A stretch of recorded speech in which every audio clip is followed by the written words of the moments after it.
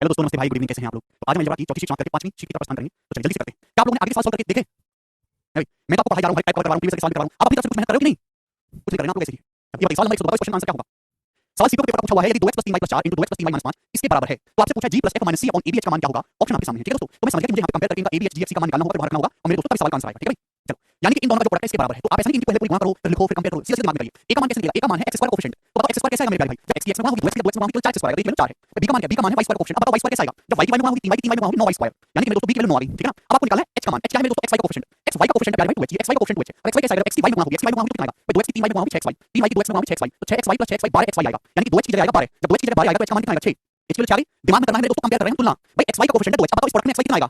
भाई 2x की 3y में गुणा करेंगे 6xy, 3y की 2x में 6xy, x की y में गुणा होगी तो x आएगा 12xy आएगा। यानी कि 2h की जगह 12 है, h का मान 6। अब बताओ x का कोएफिशिएंट है 2g, तो g का मान कैसे आएगा? बताओ x कैसे आएगा मेरे प्यारे? जब x की एक इंटीजर मल्टीप्लाई हो, ठीक है ना? 2x की -5 में गुणा करोगे -10x, 4 की 2x में गुणा करोगे 8x, सुनो 2x की -5 में गुणा करोगे -2x, 4 की 2x में गुणा करोगे 8x, यानी कि आएगा -का 2x, यानी कि 2g की जगह आएगा g -1, यानी कि g की वैल्यू आएगी, 2g की वैल्यू आएगी -2, g का मान आएगा -1, समझ में ना? 2x के -5 में गुणा करेंगे -2 और -10x + 8x तो -2x आएगा, तो 2g की वैल्यू -2 होगी, g का मान -1। अब आपको निकालना है y का कोएफिशिएंट, ठीक है भाई? ये f एक स्टूडेंट सर कब खत्म होगा, मुझे जल्दी ये चैप्टर जल्दी खत्म हो सकता है। अगर आप मुझसे कह दो कि सर ये सवाल आपको करवाने की जरूरत नहीं, हम कर लेंगे। 2 सवाल मैं बताऊं, 5 सवाल आप मुझसे करके और एक वाला ये बोले सर हम खुद से कर लेंगे, तो होगा। आप इतने बेकार भैया वाले बचपन में आपने पढ़ाई नहीं करी, आप एक भी सवाल खुद से नहीं कर सकते। सारे बताने बताओ मैं क्या करूं? जब आपको खुद से कुछ आता ही नहीं है, दो रास्ते आप जल्दी बताना, तो मैं सवाल कम कर लेता हूं। ठीक है, आप मुझे ये बताइए सर, प्लीज सवाल लगा रहे थे, कुछ सवाल उससे हो नहीं रहा, आपने करवाई नहीं, क्योंकि छोड़ छोड़ के पढ़ना पड़ेगा। दूसरा आपने टैलेंट ज्यादा दिखाओगे, मैं आपको 2 सवाल कराऊंगा, आप कहोगे सर बाकी के 5 हम कर लेंगे। जब इन दोनों में से कोई भी नहीं बचा हो तो समय लगेगा, चुपचाप मुड़ी की तरह बैठ के पढ़ते रहो, बोलो मत कुछ भी। y को y का क्वेश्चन निकालना है, तो y कैसे आएगा? जब y की इंटीजर में गुणा होगी, 3y के -5 में गुणा होगी -15y, 4 की 3y में गुणा होगी 12y, तो -15y + 12y -3y आएगा, यानी कि 2f की जगह आएगा 2f की जगह आएगा -3, तो f का जो मान आएगा वो आएगा -3/2 आएगा कि नहीं आएगा? अब कांस्टेंट टर्म कैसे आएगा? कांस्टेंट की कांस्टेंट में गुणा होगी, 4 की -5 में गुणा होगी 20, यानी कि c की वैल्यू आएगी होगी -20। ये मैंने सबके मान निकाला कंपेयर करके। अब ये यहां पे रख सकते हैं, g की वैल्यू कितनी है? g की वैल्यू -1, f की वैल्यू कितनी है? -3/2, c की वैल्यू कितनी है? -20, तो -5 + 20 हो जाएगा अपॉन abh। abh मतलब कितनी गुणा? तीनों की गुणा, 4 9 36 216, 216 दूनी 432, तो बटे में 432 आएगा। अरे 432, यानी कि ये वाला ऑप्शन करेक्ट है, डी ऑप्शन। देखो 20 - 1 19, तो 19 - 38 - 35, तो 35 / 432 क्वेश्चन का आंसर डी ऑप्शन। सीपीओ 2019 का एज इट इज सवाल था, कोई भी स्टूडेंट कर सकता है। कंपैरिजन वाले सवाल बहुत ज्यादा आते हैं अब। ये वाले सवाल नंबर 103 जवाब दीजिएगा, इस क्वेश्चन का आंसर है सीपीओ 2019 का। क्या क्या ये दिया गया है कि xyz पॉजिटिव रियल नंबर्स हैं और x² + y² - z² 130 है, y + z² - x² 150 है और x + z² - y² 120 है, तो x का मान किसके समान होगा? आपके सामने है। चलो, अब यहाँ पे ना दो अलग-अलग सवाल बने हैं। एक स्टेटमेंट तो ये है कि आपको दिया है x + y² - z² 130 या आपको 150 दिया है, x + z² - y² 120 दिया है, ठीक है ना? तो पहले आप मुझे बताओ यहाँ से कि x + y + z कितना होगा? x + y + z का मान कितना होगा? पहला क्वेश्चन ये है, x का मान बाद में बताना, पहले आप मुझे x + y + z बताओ जल्दी से। x का मान बाद में निकालना, पहले आप मुझे x + y + z का मान निकाल के बताओ। सवाल में आपको दिया है x + y² - z² 130, y + z² - x² 150 और x + z² - y² 120।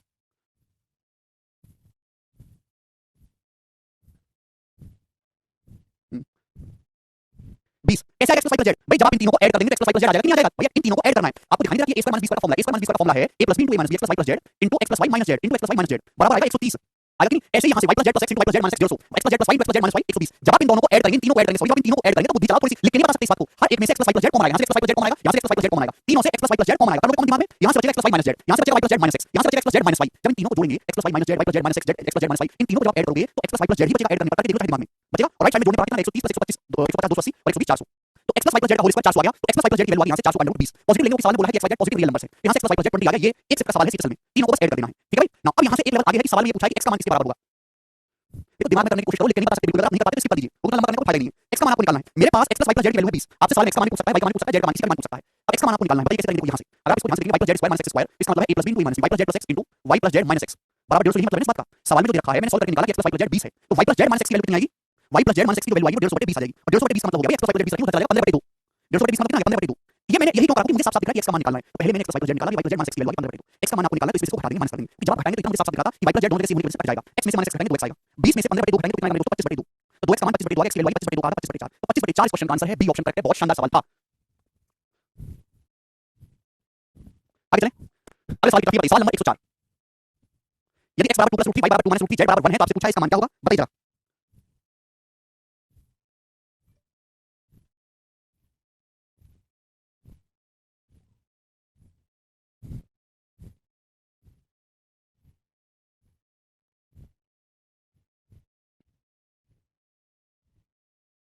सही में वो कुछ नहीं लेना है।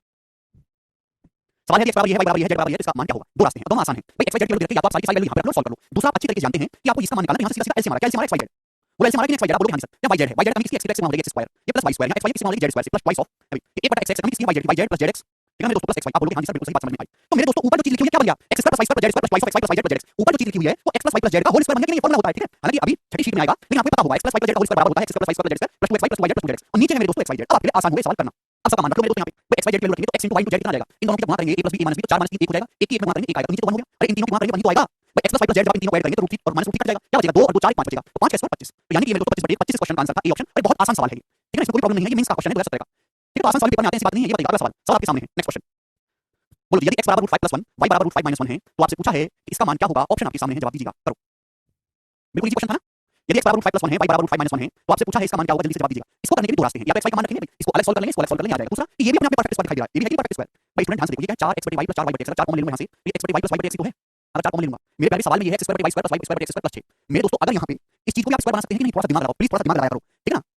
6 को मैं ऐसे लिख सकता हूं 2 + 4, आप कहोगे सर क्यों लिखा, हमें कैसे पता चलेगा कि पूर्ण वर्ग बन जाएगा परफेक्ट स्क्वायर। किसका स्क्वायर हो गया, x square / y square + y square / x square + 2 किसका स्क्वायर हो गया, ये x y + y / x का स्क्वायर बन गया। बोलो बना कि नहीं बना, x y + y / x का होल स्क्वायर बन गया। और मेरे दोस्त प्लस आ गया आपके साथ 5 4। अब ये परफेक्ट स्क्वायर है कि नहीं है, ये जो पूरा का पूरा लिखा हुआ है परफेक्ट स्क्वायर है कि नहीं, तो आंसर भी परफेक्ट स्क्वायर आना चाहिए, 25 आंसर हो जाएगा। बिना कलम उठाए आप सॉल्व कर सकते हैं, आप में थोड़ा सा दिमाग है। तो ये चीज क्या बन गई मेरे दोस्तों, अभी a square + b square + 2b दिखाई दे रहा है, अभी a square + b square + 2b 2 दूनी 4 × x y + y / x लिखा, क्लियर है। अभी a square + b square + 2b दिख रहा है, अभी a + b का होल स्क्वायर बन गया, x y + y / x plus 2 का होल स्क्वायर बन गया, आप बोलोगे हां जी सर बन गया, ठीक है ना। एक की जगह ये है और b की जगह यहाँ पे 2 लिखा हुआ है, यानी कि मुझे क्वेश्चन सॉल्व करने के लिए केवल x y + y / x निकालना था। हमें यहाँ पे सवाल सॉल्व करने के लिए केवल x y + y / x निकालना है, ये निकल जाएगा तो क्वेश्चन अपने आप सॉल्व हो जाएगा, ठीक है। इसको निकालने का डायरेक्ट आपको तरीका बता चुका हूं। अभी root 5 + 1 / root 5 - 1 plus root 5 - 1 / root 5 + 1 जोड़ने का तरीका twice of a square + b square 5 + 6 upon a square - b square 5 - 4 12 / 4 3 घर से पढ़ के आया करो, ठीक है भाई। तो यहाँ पे x y + y / x 3 आ गई, 3 + 2 5 5 + 25, तो 25 इस क्वेश्चन का आंसर है, जो कि बहुत इजी सवाल है, कुछ भी नहीं है। ये डायरेक्ट आपको समझ में आया कैसे लिखा, root 5 + 1 upon root 5 - 1 plus root 5 - 1 upon root 5 + 1 जोड़ने का तरीका सिखाया है, twice of a square + b square upon a square - b square. बात करो ढंग से, अगला सवाल लेंगे, सवाल आपके सामने 106 नंबर जी, चलिए।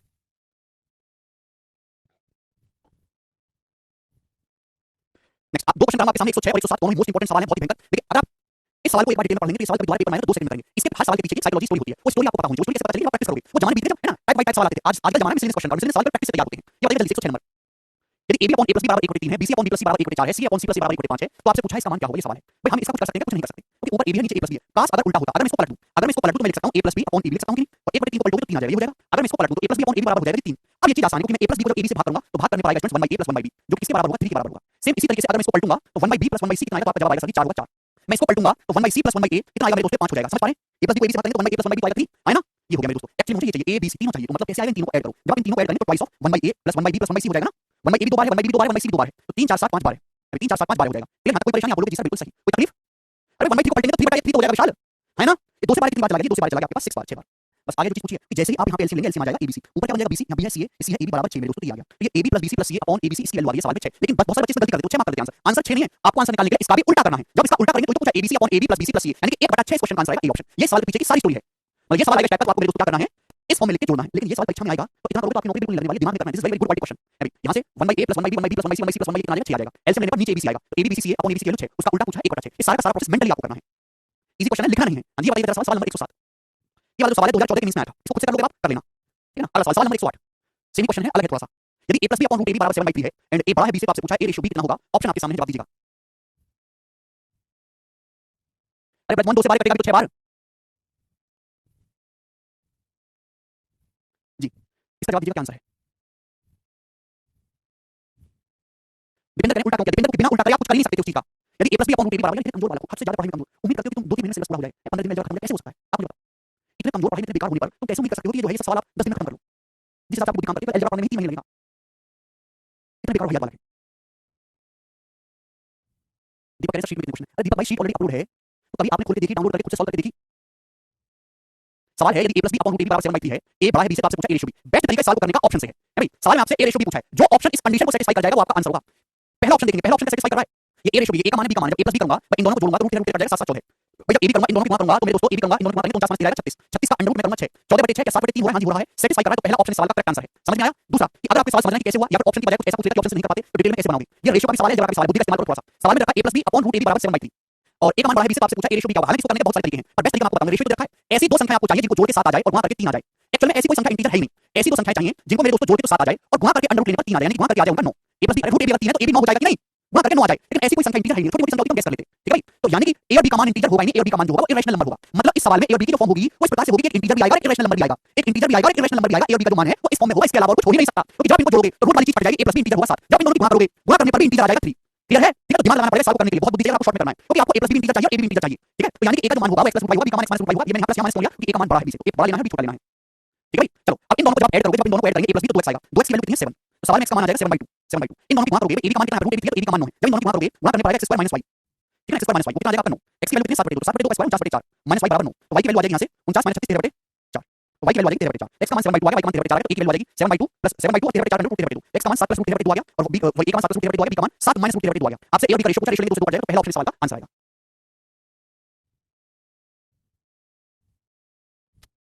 अरे आ गया कि नहीं आ गया समझ में? कैसे बालक हैं यार।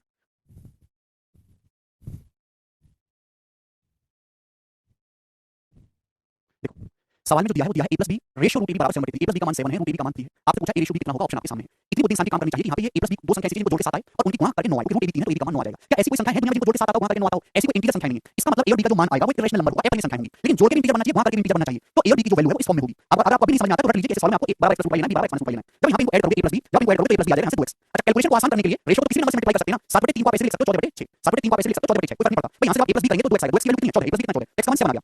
इन दोनों की गुणा करेंगे, इन दोनों की गुणा करने पर कितना आएगा, x² - 5 आएगा। √a b 6 है, √a b 6 तो a b कितना आएगा 36, x का मान 7 है, 7 के स्क्वायर 49, y की वैल्यू कितनी आ जाएगी 13 है, तो x का मान 7 आ गया, y का मान 13 आ गया, तो a की वैल्यू आएगी y 7 + √13 y की वैल्यू आएगी 7 - √13। आपसे इन दोनों का रेशियो पूछा, इन दोनों का रेशियो क्या आ जाएगा, पहला ऑप्शन 7 + √13 रेशियो 7 - √13। अगला सवाल ये बताइए, सवाल नंबर 1 सुनो। सवाल है 2018 की पावर x + 2018 की पावर -x बराबर 3 है, तो आपसे पूछा इसका मान कितना होगा, ऑप्शन आपके सामने है।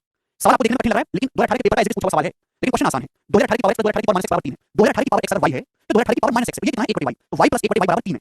y + 1/y कितना आ जाएगा 3। सवाल में आपसे ये पूछा, ये है क्या? अब मैंने अपनी मर्जी से मान लिया, ये केवल आपको डराने के लिए दिया है, चलो मैं आपको चाहिए 2018 की पावर x को मैं y मान लेता हूं, 2018 की पावर -x कितना आ जाएगा 1/y, तो 2018 की पावर x को मैं y मान लेता हूं, y की पावर 6 - 1/y की पावर 6 और नीचे क्या होगा, नीचे हो जाएगा y - 1/y। आपको केवल इसका मान निकालना है, ये तो मान निकालना है, ठीक है। आप बोलोगे हां जी सर बिल्कुल सही, तो ये आ जाएगा अंडर रूट y की पावर 6 - 1/y की पावर 6 को फैक्टराइजेशन करोगे तो y³ + 1/y³ y³ + 1/y³ into y³ - 1/y³ आएगा, कितनी आएगा इनटू y³ - 1/y³ आएगा। लेकिन y³ - 1/y³ को जब y - 1/y से आप भाग दीजिएगा तो भाग करने पर क्या y² + 1/y² + 1 बचेगा, कितनी बचेगा, थोड़ा सा दिमाग का इस्तेमाल करो प्लीज।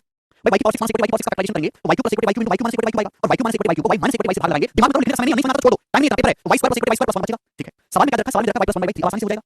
y + 1/y अगर 3 है तो y³ + 1/y कितना हो जाएगा 18 1 - 3 भाई y + 1/y अगर 3 है तो y² + 1/y कितना हो जाएगा 7 7 + 1 8 तो 18 144 144 का रूट 12 तो 12 क्वेश्चन का आंसर है ऑप्शन नंबर सी करेक्ट है, ठीक है ना। आगे चलेंगे, नेक्स्ट सवाल, सवाल आपके सामने 110 नंबर, जल्दी से बेटा फॉर्मूला खोला है लोगनाथ, y³ - 1/y का फॉर्मूला जानते हो कि नहीं? y³ - 1/y को y - 1/y से भाग करेंगे तो कितना आएगा?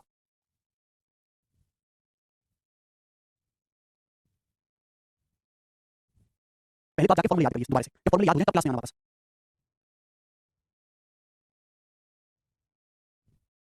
अगला सवाल, यदि a बराबर 2 + √3 है, b बराबर 2 - √3 है तो आपसे पूछा है a² + b² upon a³ + b³ का मान कितना होगा, ऑप्शन आपके सामने। देखिए एक ही सवाल में दो अलग छोटे-छोटे सवाल मिक्स कर दिए, आसान सवाल है, कुछ नहीं है। a² + b² आपको अलग निकालना है, a² + b को अलग निकालना है, लेकिन इन दोनों को ही सॉल्व करने के लिए आपको जरूरत पड़ेगी a + b की। आपको a का मान दिया, b का मान दिया, ऐसा मत करना यहाँ a b की वैल्यू रखने लगो, उससे समय खराब होगा। तो a + b कितना आएगा, जब इन दोनों को जोड़ेंगे 2 + √3 2 - √3 4 आ जाएगा। जब इन दोनों की गुणा करेंगे तो 2 + √3 * 2 - √3 4 - 3 1 हो जाएगा, तो a b का मान 1 आ गया। ये यहाँ पर रख दो भाई, a² + b² का फॉर्मूला क्या होता है, a + b का होल स्क्वायर - 2ab 16 - 2 2। भाई a³ + b क्या होता है, a + b होता है a + b into a + b का होल स्क्वायर - 3ab - 3 3 कम 3 आ जाएगा। आप बोलोगे हां जी सर, तो 16 - 2 14 है, ठीक है ना। 14 को 14 बटे 4 काटेंगे तो 7/2 इनटू 16 - 3 13 हो जाएगा, तो 7/26 आ गया सवाल का आंसर, ठीक है ना। 7/26 क्लियर है, इसमें कोई परेशानी, सभी क्लियर है ना। a + b का स्क्वायर - 2 14 हो गया और a + b का होल स्क्वायर - 3 यानी कि आंसर जो है एग्जैक्ट नहीं है, आंसर एप्रोक्स में लगभग, तो लगभग इस बार इसको भाग करेंगे तो कितना जाएगा दोस्तों, 26 दूनी 52 जाएगा, बचेगा यहाँ से 18 तो फिर 26 से कितनी बार चला जाएगा, ये 7 बार चला जाएगा, यानी कि लगभग एप्रोक्स 0.27 क्वेश्चन का आंसर आएगा, लगभग 0.27, ठीक है ना। तो ये एप्रोक्स आपको आंसर दे रखे हैं, एग्जैक्ट तो 7/26 है। ये बताओ जी लास्ट वैरायटी का सवाल नंबर 111 करो। हाँ a + 1/a से भी कर सकते हैं शिवम। सवाल है यदि x का मान 2 से 5 के बीच में है तो आपसे पूछा इसकी वैल्यू क्या होगी, ऑप्शन आपके सामने, ठीक है ना। 8 2x - 8 6 और 5, ठीक है दोस्तों। कैसे करेंगे जी सवाल को, इस सवाल को करने के दो तरीके, पहला तरीका है बेसिक मेथड और दूसरा है वैल्यू पुटिंग। सवाल में ये बोला है कि x का मान 2 से 5 के बीच में है तो इसकी वैल्यू कितनी होगी जी, जवाब दीजिएगा मेरे दोस्तों। देखिएगा ध्यान से सुनिएगा मेरे प्यारे भाई, मैं आपसे अगर ये पूछूं कि a - b का स्क्वायर क्या होगा, चाहे आपसे a - b का स्क्वायर करने के लिए कहूं, चाहे आपसे b - c का स्क्वायर करने के लिए कहूं, कितना आएगा मेरे दोस्तों, तो आप कहोगे सर a² + b² - 2ab आएगा। चाहे आपसे a - b का स्क्वायर करने के लिए बोलूं, चाहे b - c का स्क्वायर करने के लिए बोलूं, तो a² + b² - 2ab आएगा कि नहीं आएगा। कांसेप्ट ये कहता है कि चाहे आप एग्जांपल के लिए चाहे पॉजिटिव नंबर का स्क्वायर करो, चाहे आप नेगेटिव नंबर का स्क्वायर करो, आना मेरे दोस्तों आपका पॉजिटिव है 25। लेकिन जब आपसे ये पूछा जाता है कि बताओ 25 का रूट कितना आएगा, तो अगर रूट के अंदर आपका पॉजिटिव नंबर है तो आप आंसर पॉजिटिव ही बताते हो, +5। बात समझ में आई कि नहीं समझ में आई। तो स्टूडेंट यहां गलती यही करते हैं। तो अगर मैं आपसे पूछ लगूं कि बताओ √a² + b² - 2ab कितना होगा, जवाब दो कि √a² + b² - 2ab कितना होगा। तो बहुत सारे बच्चे कहते हैं कि सर इसका अंडर रूट आ जाएगा a - b, ऐसा नहीं है भाई। ये जो आपके सामने अंदर लिखा हुआ है a² + b² - 2ab, ये a - b का भी स्क्वायर है, ये b - c का भी स्क्वायर है, ठीक है ना। तो इसका अंडर रूट a - b भी आ सकता है और इसका अंडर रूट b - a भी आ सकता है, बट आपको पॉजिटिव वैल्यू लेनी है। a - b और b - a में कौन बड़ा है, आपको वो जो पॉजिटिव वैल्यू लेनी है। अगर a का मान बड़ा है b से तो आएगा मेरे दोस्तों a - b, लेकिन अगर b का मान बड़ा है a से तो इसका अंडर रूट आएगा b - a, मतलब अंडर रूट के बाहर आपको केवल पॉजिटिव वैल्यू लेनी है। बात समझ में आई, ये गलती करते हैं, है ना। अरे भाई a² + b² - 2ab जो है ये a - b का भी स्क्वायर होता है और ये b - c का भी स्क्वायर होता है। चाहे पॉजिटिव नंबर का स्क्वायर हो, नेगेटिव का स्क्वायर हो, पॉजिटिव ही आएगा। लेकिन जब इसका रूट करेंगे तो a - b भी आ सकता है और b - c भी आ सकता है। आपको लेनी है पॉजिटिव वैल्यू। अगर a का मान बड़ा है b से तो a - b आएगा, लेकिन अगर b का मान बड़ा है a से तो इसका रूट आएगा, b - c आएगा। अब जैसे ये सवाल आपके सामने सुनो, सवाल में ये बोला है कि x का मान 2 से 5 के बीच में है, x का मान 2 से 5 के बीच में है, तो इसका मान बताओ क्या होगा। भाई अगर x का मान 2 से बड़ा है तो मेरे प्यारे भाई ये जो x - 1 है, ये जो x - 1 है प्यारे स्टूडेंट, x का मान 2 से बड़ा है तो x - 1 पॉजिटिव आएगा, पॉजिटिव। तो x - 1 के स्क्वायर का अंडर रूट लेंगे तो x - 1 ही आ जाएगा कि नहीं आ जाएगा, कि x आपका 2 से बड़ा है तो x - 1 पॉजिटिव रहेगा। लेकिन ये मेरे दोस्तों सवाल है आपके सामने अंडर रूट x - 7 का स्क्वायर। भाई x का जो मान है 5 से छोटा है, सवाल में ये दिया हुआ है कि x का जो मान है 5 से छोटा है, तो ये जो x - 7 है ये क्या हो जाएगा, नेगेटिव हो जाएगा कि नहीं हो जाएगा, बोलो। x - 7 की जो वैल्यू है वो नेगेटिव होगी कि नहीं होगी, गलती कर रहे हो भाई। अगर x का मान 5 से छोटा है तो x में से 7 घटाएंगे तो नेगेटिव आएगा, तो बहुत सारे बच्चे क्या करते हैं इसका अंडर रूट लिख देते हैं x - 7, जो कि गलत है। x - 7 नेगेटिव नंबर है, वो आ नहीं सकता, इसका अंडर रूट x - 7 नहीं लिखोगे, इसका अंडर रूट आएगा मेरे प्यारे भाई, इसका जो अंडर रूट आएगा वो 7 - 6 आएगा, कि 7 बड़ा है और x छोटा है। ठीक है, आप बोलोगे जी सर बिल्कुल सही, क्योंकि मेरे दोस्तों under root x minus 7 x y बोलो, चाहे आप 7 माइनस x बोलो, बात तो एक ही है ना। अब आपको इसमें देखना होगा पॉजिटिव कौन सा x माइनस 7 नेगेटिव, इसको इग्नोर करेंगे। 7 माइनस x पॉजिटिव है, इसका 1 रूट आएगा, 7 माइनस x आएगा। ठीक है भाई, और जब इन दोनों को ऐड करेंगे तो x कट जाएगा, तो 7 माइनस 6 6 इस क्वेश्चन का करेक्ट आंसर है। इसको मैंने डिटेल में इसलिए बताया कि इस पे और भी बहुत सारे सवाल बनाए जा सकते हैं, तो उन सवालों का कभी करवाओ जब आपको बेसिक कांसेप्ट पूरा पता हो। ठीक है ना, समझ में आया, कोई तकलीफ नहीं। ठीक है, ये पूरा डिटेल आपको जानना बहुत ज्यादा जरूरी है। आगे चलें अब। गुड। इसी सवाल को मेरे दोस्तों वैल्यू पोटेंशियल बना सकते हैं। सवाल है यदि x का मान 2 से 5 के बीच में है तो इसकी वैल्यू क्या होगी। जब एग्जामिनर ने साफ-साफ बोल दिया कि x का मान 2 से 5 के बीच में लेना है, तो आप अपनी मर्जी से x की कोई वैल्यू ले सकते हो, 2 और 5 के बीच जो आपको पसंद आए। आप x का मान 3 भी ले सकते हो, x का मान 4 भी ले सकते हो। अभी बच्चा कहने लगे सर मैं x का मान 11 लूंगा, 11 नहीं ले सकते। आपको x का मान ऐसा लेना है जो 2 और 5 के बीच में आता हो, तो आप क्या करोगे, x 3 रख सकते हो, 4 रख सकते हो। तो आपने x 3 रख दी, या 3 माइनस 1 हो जाएगा 2, 2 का स्क्वायर हो जाएगा 4, 4 का रूट आएगा 2, 3 माइनस 7 आएगा माइनस 4 का स्क्वायर होगा 16, 16 का रूट आएगा +4, यानी कि आंसर है 2 + 4 6। तो आंसर ऐसा ऑप्शन होना चाहिए x 3 रखने पर 6 बनता है, तो 6 नहीं है। x की जगह 3 रखोगे तो -2 हो जाएगा, ये भी नहीं है, ये भी नहीं है, तो आंसर सवाल का केवल लिखिएगा 6। तो सी ऑप्शन करेक्ट आंसर है। ऋतिक कह रहे हैं x का मान 3.5 ले सकते हैं। भैया ऋतिक मेरी बात सुनो, जब आसान चीज मानने से सवाल सॉल्व हो रहा है तो कठिन क्यों करना। लास्ट सवाल बता दीजिए, सवाल आप मुझे बता दीजिए क्वेश्चन का आंसर है, शीट समाप्त करना शुरू करेंगे। x का मान 4 भी ले सकते हैं, 3.5 भी ले सकते हैं, 3.1 भी ले सकते हैं, 4.6 भी ले सकते हैं, कुछ भी ले सकते हैं। 3 और 5 के बीच बोल दिया, जान लोगे क्या मेरी 4 लोग। अरे सारी बुद्धि का आदमी हो, राक्षसों, मैंने बोल दिया कि x का मान 3 से 2 से 5 के बीच कुछ भी ले सकते हैं, तो कर रहे हो। कोई कह रहा है 5 ले सकते हैं, 40 ले सकते हैं, ये ले सकते हैं, ये तुम्हारा पता। बुद्धि तुम्हें नहीं लगा है। हद होती है भाई।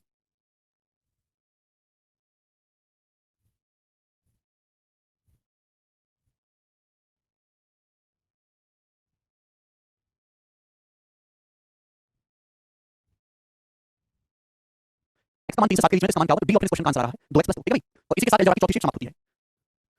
ठीक है, आगे चलेंगे दोस्तों नेक्स्ट शीट की तरफ, अलजेब्रा की शीट नंबर 5। तो सब लोग अपने कॉपी में हेडिंग डालेंगे वैल्यू पुटिंग। वैल्यू पुटिंग अब ध्यान से समझने की कोशिश करना मेरे दोस्तों, वैल्यू पुटिंग बहुत ही प्यारा कंसेप्ट है, शानदार कंसेप्ट है, सभी को समझ में आएगा। अलजेब्रा के बहुत सारे ऐसे बड़े-बड़े सवाल हैं जिनको अगर बेसिक से सॉल्व करने लगोगे तो बहुत टाइम लगेगा, बहुत ज्यादा जगह भी घेरेंगे, बहुत ज्यादा एनर्जी लगेगी। लेकिन आप ऐसे सवालों को वैल्यू पुटिंग कंसेप्ट से बहुत आसानी से कर सकते हो। कहां-कहां ये कंसेप्ट लगेगा, क्यों लगेगा, ध्यान से समझिएगा। अगर किसी सवाल में, ध्यान से सुनिएगा मेरे दोस्तों, अगर किसी सवाल में, सुनना मेरी बात को, अगर किसी सवाल में इक्वेशन कम है, इक्वेशन कम है, वेरिएबल ज्यादा है, अगर किसी सवाल में इक्वेशन तो कम है, समीकरण आपको कम दे रखी है, लेकिन वेरिएबल ज्यादा है, वहां वैल्यू पुटिंग लगा सकते हैं। वहां आप वैल्यू पुटिंग का कांसेप्ट लगा सकते हैं, मतलब अपनी मर्जी से कुछ भी वैल्यू पुटिंग, कुछ भी आप वेरिएबल का मान रख सकते हैं, वहां वैल्यू पुटिंग कर सकते हैं। ध्यान से सुनिएगा मेरे दोस्तों, ठीक है ना। अब कुछ कच्चा लोगों को मैंने इस लाइन जो साफ-साफ मोटे-मोटे शब्दों में लिख दी, पर फिर भी वो बोलते हैं यहां कर सकते हैं क्या, ये कर सकते हैं क्या, वो कर सकते हैं क्या। अरे क्यों तुम बड़बड़ करते हो भाई, जो चीज मैंने लिख दी वो परम सत्य है, इसी पे कर लेना, इधर घुमाना है उधर घुमाना है, ज्यादा दिमाग क्यों लगाते हो। ये एक लाइन लिखी हुई है, बात खत्म, इससे आगे किसी का कोई डाउट नहीं आना चाहिए, कोई डाउट आए तो वहीं उसको गलत हो दो डाउट का। कहां लगेगा, अगर किसी सवाल में इक्वेशन कम है और वेरिएबल ज्यादा है, ठीक है ना, ऐसे हर एक सवाल को आप वैल्यू पुटिंग से कर सकते हो। ठीक है भाई, समीकरण कम है, वेरिएबल ज्यादा है, हर एक सवाल को वैल्यू पुटिंग से कर सकते हैं। लेकिन ध्यान इस बात का रखना है, इंपॉर्टेंट है, लेकिन ये बहुत इंपॉर्टेंट लाइन लिख रहा हूं, एक लाइन ही पूरा कांसेप्ट है, लेकिन वैल्यू पुटिंग करते समय, वैल्यू पुटिंग करते समय 0/0 आप अपनी मर्जी से वेरिएबल का मान कुछ भी रख सकते हो, सही बात है, ठीक है ना। लेकिन वैल्यू पुटिंग करते समय इस बात का ध्यान रखिएगा कि 0/0, 1/0 है भैया, अनंत या अनडिफाइंड, अनंत या फिर अनडिफाइंड फॉर्म है भाई, नहीं बननी चाहिए। क्लियर है, आप बोलोगे हां जी सर बिल्कुल सही, बात एकदम करेक्ट है, ठीक है, नहीं बननी चाहिए। वैल्यू पुटिंग करते समय इस बात का ध्यान रखना है कि कभी 0/0 या 1/0 अनंत या अनडिफाइंड फॉर्म नहीं बननी चाहिए। जैसे मेरे दोस्तों आपके सामने रखा है 1/a-2, इस टाइप से रखा है सवाल में कुछ। एक बच्चा कहता है सर a का मान 2 पुट कर दो, तो आप यहां पर a का मान 2 पुट नहीं कर सकते, क्योंकि अगर a का मान 2 पुट करने लगोगे तो नीचे हो जाएगा 2 - 2 0, और किसी भी संख्या को 0 से बाहर नहीं दिया जा सकता।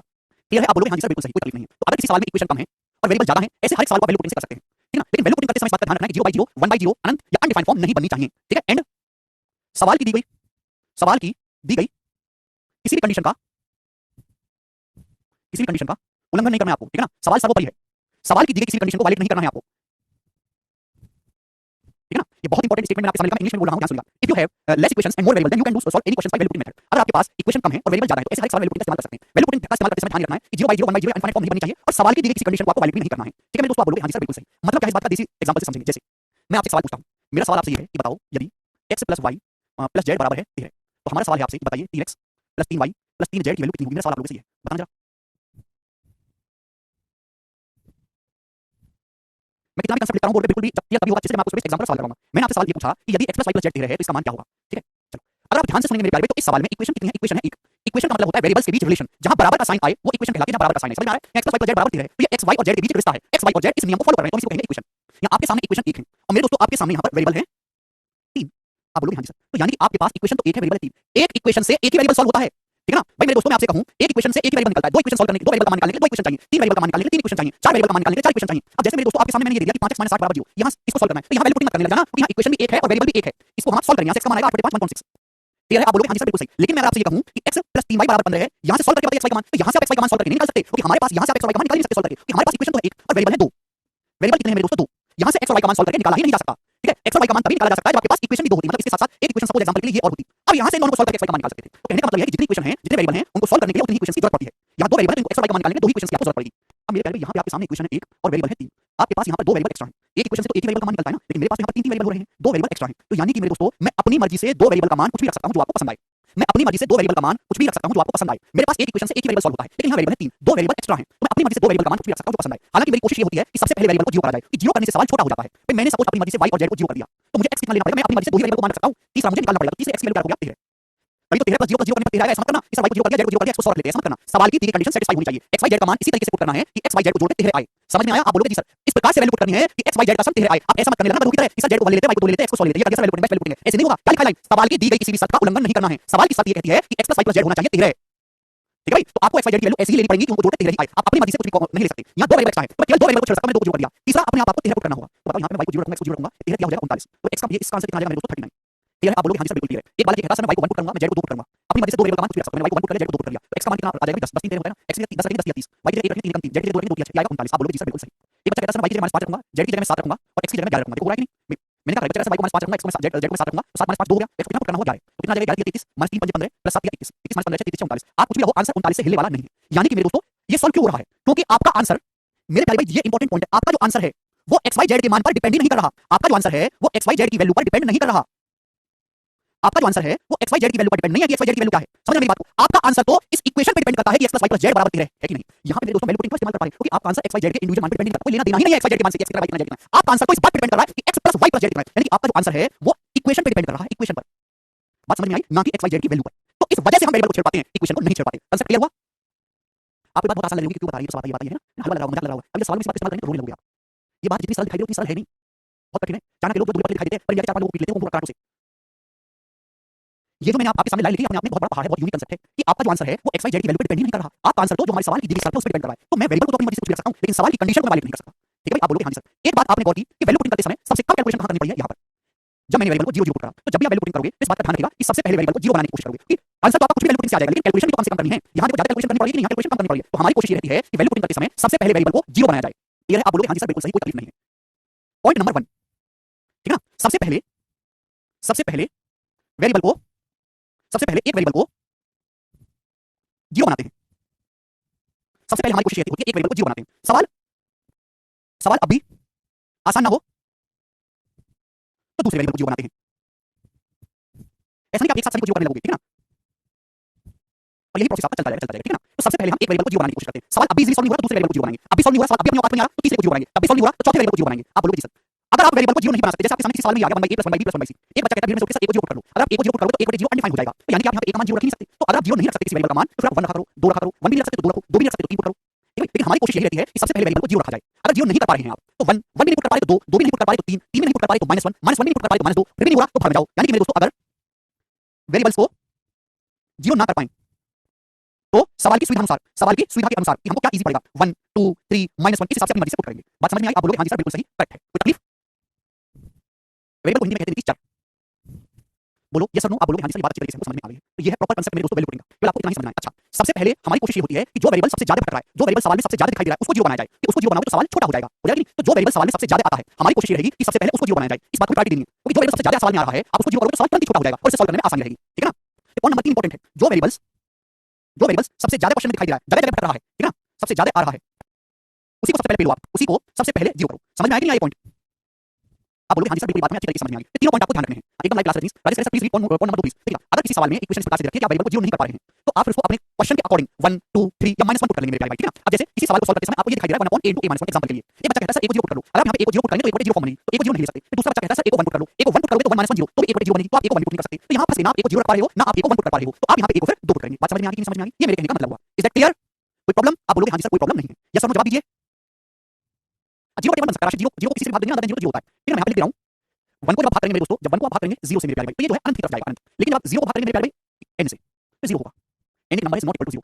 किसी भी नंबर को जो 0 नहीं है आप 0 से भाग देंगे तो अनंत आएगा। 0 को 0 के अलावा किसी नंबर से भाग देंगे 0 आएगा। 0 को आप 0 से ही भाग देंगे तो अनडिफाइंड आएगा, अनडिफाइंड। आप बोलोगे जी सर बिल्कुल सही। ठीक है ना? ये तीनों बातें आपको पता होनी चाहिए। बिल्कुल एक बार 2 भी पुट कर सकते हैं, संतोष, एक बार -1 भी पुट कर सकते हैं, कोई दिक्कत नहीं है, इसमें एक जगह -1 भी आप रख सकते हो। ठीक है भाई? तो ये मेरे दोस्तों वैल्यू पुटिंग का कांसेप्ट है। एक बार फिर से रिवाइज करा देता हूं, वैल्यू पुटिंग उन्हीं सवाल में लगेगा जहां इक्वेशन कम और वेरिएबल ज्यादा है। ठीक है ना? वहां वैल्यू पुटिंग इस्तेमाल कर सकते हैं। ध्यान इस बात करना, वैल्यू पुटिंग करते समय 0 बटे 0 या बटे में 0 या अनंत या फिर अनडिफाइंड फॉर्म नहीं बननी चाहिए। सवाल की दी गई किसी भी शर्त को हमें छेड़ना नहीं है। सबसे पहले एक वेरिएबल को 0 बनाएंगे, सवाल अभी औकात में आता दूसरे को 0 बनाओ, अभी सॉल्व नहीं हुआ तीसरे को 0 बनाओ। अगर वेरिएबल को आप 0 नहीं कर पा रहे तो अपनी सुविधा के अनुसार, सवाल की सुविधा के अनुसार आप 1 2 3 -1 ये पुट करोगे। ठीक है ना? परवेश कह रहे हैं अनडिफाइंड और अनंत में क्या अंतर है? अनडिफाइंड और अनंत में जमीन आसमान का अंतर है। अनडिफाइंड का मतलब अपरिभाषित, जो एग्जिस्ट ही नहीं करता, जिसका कोई औचित्य ही नहीं है। इनफाइनाइट का मतलब है अनंत, बहुत ज्यादा बड़ा, जो एग्जिस्ट तो करता है लेकिन हम वहां तक पहुंच नहीं सकते। समझ में आया? ये फर्क है। ठीक है? चलो अब मैं इसका छोटा सा एग्जांपल ले लेता हूं। जैसे आपके सामने मेरे दोस्तों एग्जाम में सवाल इस प्रकार से दे दिया, यदि a + b + c = 7 and ab + bc plus C A बराबर 13 है। तो A square B plus C plus B square C plus A plus C square A plus B plus 3 A B C equal to क्या? ये सवाल आपके सामने आ गया। ठीक है भाई, ऑप्शन इस सवाल के 45.5 20 91 120 करना। जैसे ये सवाल आपके सामने आ गया, यदि a plus B plus C 7 है and A B plus B C plus C A 13 है, तो आपसे पूछा है इसका मान कितना होगा, करो। अब ये सवाल आपके सामने है, हालांकि बेसिक से सवाल को करने के लिए आपको इसका पूरा कांसेप्ट पता होना चाहिए, आपको फॉर्मूला याद होना चाहिए, लेकिन बिना फॉर्मूला याद अगर आपको फॉर्मूला याद नहीं, दुनिया में फॉर्मूला सबको याद करते रुपया नहीं, ठीक है ना। वैल्यू पुटिंग से आसानी से हो जाएगा, क्योंकि इस सवाल में इक्वेशन कितनी है? दो। आपके सामने दो कंडीशन दी गई है, पहली कंडीशन है, दूसरी कंडीशन है, दो रिश्ते आपको दिए गए हैं। वेरिएबल है आपके पास 3, तो एबीसी नाम के 3 वेरिएबल हैं, तो आपके पास एक वेरिएबल एक्स्ट्रा है, यानी कि आप अपनी मर्जी से किसी एक वेरिएबल को कुछ भी रख सकते हो जो आपको पसंद आए, कुछ भी छोड़ सकते हो एक वेरिएबल को। एक से ज्यादा को छेड़ा तो क्राइम हो जाएगा, गुनाह। एक ही वेरिएबल को आप छेड़ सकते हो, तो मुझे सी पसंद नहीं है, तो मैं काम करता हूं, मैं सी को 0 कर देता हूं। हमारी कोशिश रहती है सबसे पहले 0 बनाया जाए, तो जब सी को 0 करोगे तो सवाल सिमेट्रिक रह जाएगा, सी 0 हो गया, ये भी 0 हो गया। सी को 0 करेंगे तो ये पूरा पूरा 0 हो जाएगा, ये पूरा पूरा 0 हो जाएगा, ये भी 0 हो जाएगा, ये भी 0 हो जाएगा, हो जाएगा कि नहीं? सवाल बचेगा क्या? सवाल बचेगा a square b plus b square, ये बचेगा कि नहीं? a square b plus b square, यहां से ab कॉमन आ जाएगा, ब्रैकेट में बचेगा a प्लस b रहेगा, सवाल सिमेट्रिक। अब बताओ ab की वैल्यू कितनी है? ab की वैल्यू कितनी है? ab की वैल्यू 13 है इनटू a प्लस b की वैल्यू कितनी बची है? 7, a प्लस b की वैल्यू 7, तो 13 से 91 आ गया कि नहीं आ गया मेरे दोस्त? बोलो, समझ में आया? तो आपको फॉर्मूला याद नहीं था, फॉर्मूला में आपको लिखूंगा ये वाला कि ये जो है इन दोनों के प्रोडक्ट के बराबर होता है, फॉर्मूला आपको याद नहीं था, बट फिर भी आपने सवाल कर लिया, क्योंकि यहां इक्वेशन तो दो ही है बट वेरिएबल 3 है, एक वेरिएबल को आप कुछ भी छोड़ सकते हो। तो ऐसे हर एक सवाल में वैल्यू पुटिंग कांसेप्ट अप्लाई होगा, और इसके सवाल जवाब सबसे आसान होते हैं। ठीक है दोस्त, चलो तो आज हम इतना ही छोड़ेंगे, बाकी हम कल करेंगे इसके आगे। बाय। यस अभिषेक।